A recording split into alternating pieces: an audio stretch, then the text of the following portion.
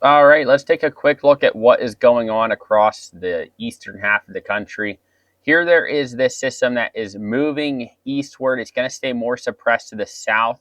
This is the first wave of precipitation associated with this energy that's coming out of the west. And you have some light snow here across portions of southern Ohio into Indiana. And then a portion of here into Kentucky is wintry mix. And then just down here into the south, we're talking plain rain. And I want to show you here, I made a graphic because this is the first wave of precipitation, but the second wave is going to bring a wintry mix to portions of the mid-Atlantic and the Northeast through the day tomorrow. So let me show you that quick. So here is the graphic that I made. Here is Monday morning at 7 a.m. So that is already past us. That is where the system is. And then by Tuesday morning, the second wave will be pushing north into the Philadelphia region in south central and southeastern Pennsylvania. And then through the late morning and afternoon hours, it's going to be moving into Buffalo, New York, Albany, New York City, into Boston. And then it's going to bring a brief period of some rain snow mix, just a wintry mix in the morning hours and then the early afternoon hours before changing over to plain rain. The best chance for all snow is up here in this blue region I highlighted here across upstate New York into Vermont, New Hampshire, and then into Maine. But even in portions of coastal Maine, I do believe that it's going to get warm enough to mix out. It's not going to be all snow. So let's take a look at what the mesoscale models are showing. All right, so this is the NAM 3KM, one of our mesoscale models, and this is for tonight at 1 a.m. And let's move this along here, and you can see that this pink and some blue is moving into Pennsylvania by 7 a.m. now. This is 7 a.m. Tuesday, and the storm system will keep moving north. You're going to get a brief period of some snow and some wintry mix here before it changes over to plain rain for most. But like I said, up here across upstate New York into Vermont, New Hampshire, and then into portions of Maine is where you have the best chance of staying all snow. But mostly down here, it's not going to, you might have some minor icing impacts, maybe some minor accumulations of snow across northeastern PA into New York. It's not going to overall, it's going to be a very low impact event. So I'm not even making a snowfall map for this. It's going to be a very low impact event. Here is the total snowfall accumulation from the NAM 3KM, and here's what I'm talking about. This is the best chance for some accumulating snowfall here across upstate New York into Vermont, New Hampshire, and into Maine. And we're talking maybe a region of 3 to 6 in higher elevations, with most places seeing between 1 and 3 inches. So it's not, like I said, overall, especially compared to the last one that we had, it's going to be a very low impact event. And if we look at the ice accumulations here, it's going to be, again, a very low impact event with some icing issues, some low impact icing issues across the state of Pennsylvania through the early morning hours before it switches over to plain rain and temperatures rise above freezing. So overall, nothing really to worry about. So now let's take a look at the extended range because it gets exciting now. I feel like this is what you've all been waiting for, this 8 to 14 day temperature outlook valid March 8th to the 14th. And yes, look at this. It is going to be a warmer one across the eastern half of the country. So much, much, much better than what we've been dealing with recently this past winter with the very extreme Arctic cold that we've been dealing with.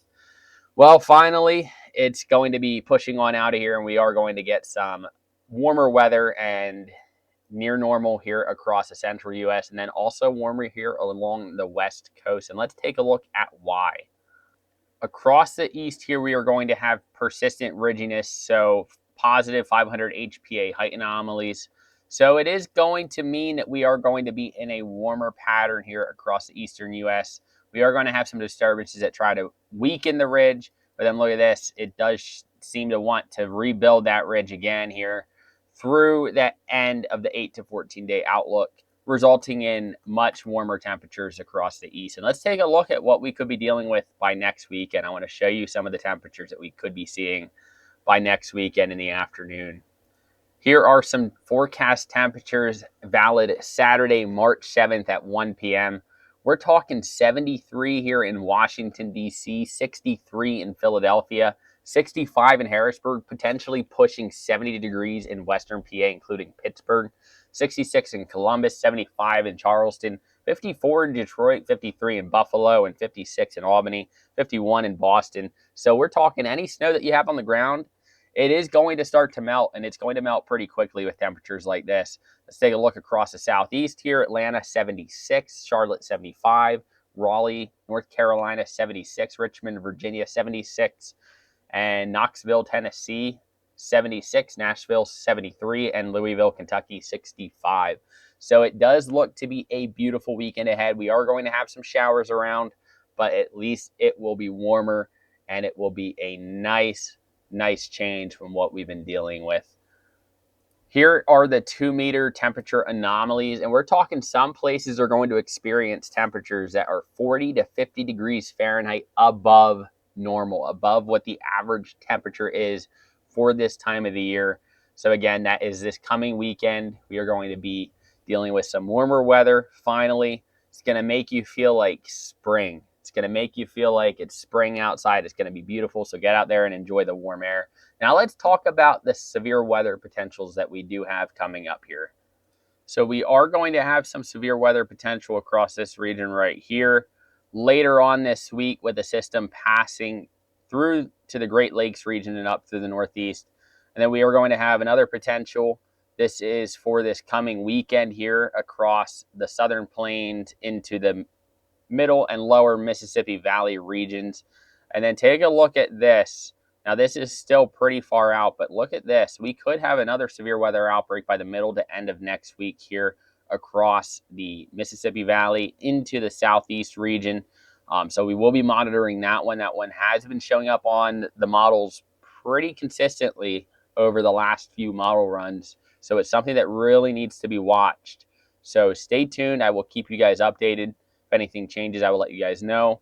And if it does line up with these correct dates between Wednesday and next weekend, I might be going out to chase some of this stuff. So stay tuned. If I do go out and chase, there will be a live stream of the chase. So stay tuned. I'll keep you guys updated.